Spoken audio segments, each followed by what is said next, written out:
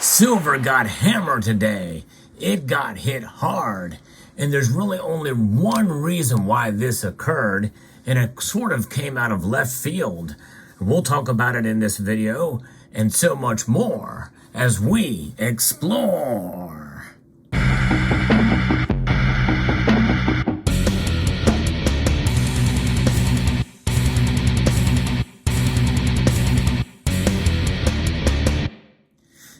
It was only yesterday that I posted a video predicting that we may see some hard times for silver for the rest of the year. Well, I didn't expect to see a hard time hit this soon. Indeed, silver was down dramatically. Here is the tale of the tape when it comes to gold and silver prices. Gold is down as well, but not by a whole lot. It's down $15.80 as I record this video. Silver, though, is down almost 5%. Yeah, 4.85% drop as of right now, down a full $1.23, breaking through that support of $25 that I had bragged about for so long. It blew right past that. Yes, indeed. A little discouraging for those of us who were expecting to see silver kind of hang on above that $25 level. But again, this is a very dramatic, reactive move for silver. So don't lose hope for those of you who are silver stackers. But this is a day that we are certainly seeing dramatic moves in the metals. Now, platinum is the next metal to take a pretty big hit. It took almost a 2% drop today, down $22, still well above $1,100 in the ask price. So there we have it for the metal prices. Now, there's really only one reason why silver is down today, and it's related to copper. Yes, indeed. I'm going to be referencing an article here that talks about this. This is from MarketWatch. Silver futures suffered their largest one-day percentage loss in over 3 months, and copper futures settled in their lowest since November as economic data from China dulled demand prospects for the industrial metals. So you can blame China for this. That's right. It's their numbers that have come out that have now kind of diluted expectations for industrial metals in general. So folks, this is one of those situations and cases where, yes, indeed, silver is being priced as an industrial metal, as a commodity, not as a wealth preservation device, not as a way to protect yourself. It is, and that's why gold in days like this is one of the reasons why I'm glad to have gold in my portfolio when silver does this. Now, again, I am bullish overall for silver in the long course of time, but my prediction of $28 silver may not come true this year, especially with what we've been seeing over the last couple of days, and especially with what happened today. However, this very well could be an overreaction. Let me stress that again.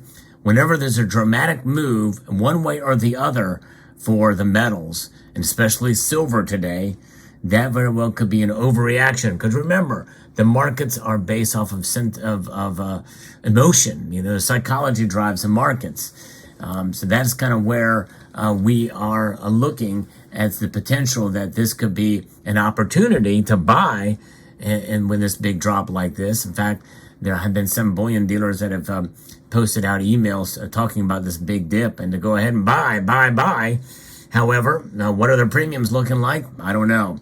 I'll leave that to some other channels to kind of look into that. You know, what happened today? I haven't really had a chance to really kind of delve into what bullion dealers are charging. Have their premiums increased? Probably so.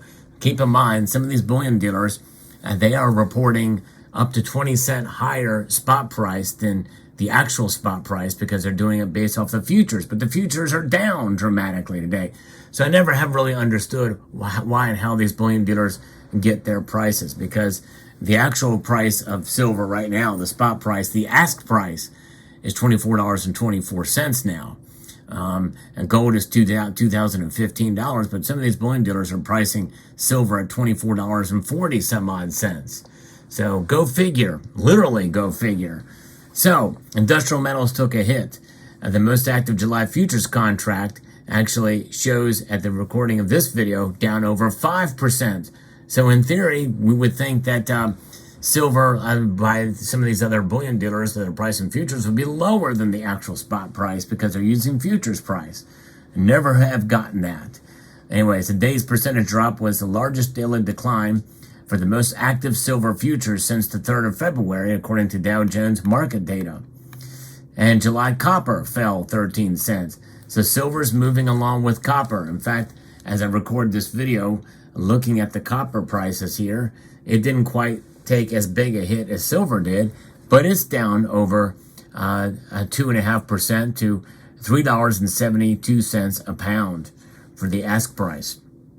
So that's something else, pretty wild, and we're seeing silver react as an industrial metal, and compared to as we see it as a metal that is a inflation hedge. The weakness in Chinese inflation data has intensified concerns about demand from the world's second largest economy, where the recovery appears to be fading alarmingly.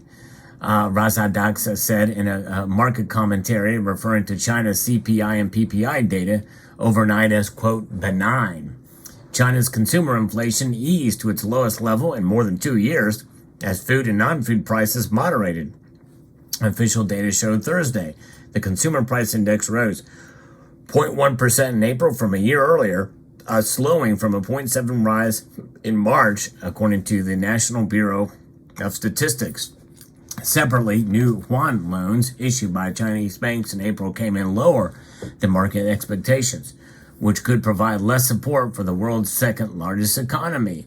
China's new bank loans in April fell to about $104 billion, less than a fifth of March's tally and a half, and what was expected according to Edward Muir, founder of Commodity Research Group and written commentary for Merex. The steep drop-off in loans is a clear indication of a recovery that is stalling in China. Now, keep in mind what the Silver Institute had predicted. Massive shortfall of silver, or, a shortfall that's records for 2 years of more demand for the metal. I mean, so we have less supply, more demand, and that was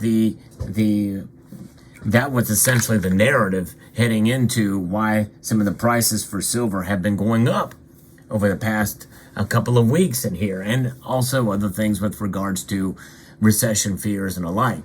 Now, recession in China means less silver demand, which means there's going to be that push and pull that I talked about in prior videos, which means that we should have tempered expectations for silver.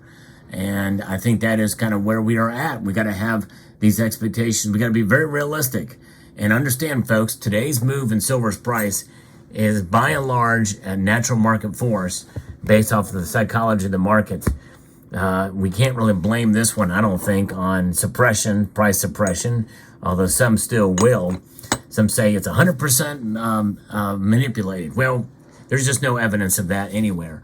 And by the way, more so than ever before, am I open to the idea of manipulation. We've seen it, obviously, with J.P. Morgan. But during the height of J.P. Morgan's manipulation, which, by the way, moved prices up or down for selfish reasons by individuals at the precious metals trading desk at J.P. Morgan, because that's really what it's about. Most criminal activity is done not for the greater good of a cause, through a cabal of bankers and what have you.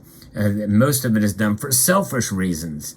It's very tough to collude in such a thing to suppress markets on a consistent basis. I'm not saying it doesn't happen. I'm not saying it's not going on. I think there's probably some anecdotal evidence and some circumstantial evidence that it's occurring, but hard evidence that can be prosecuted is another matter.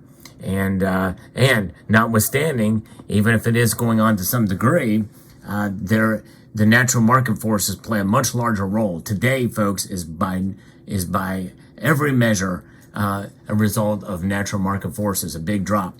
Psychology rules today, which means that tomorrow we could see it bounce back some, or the next day.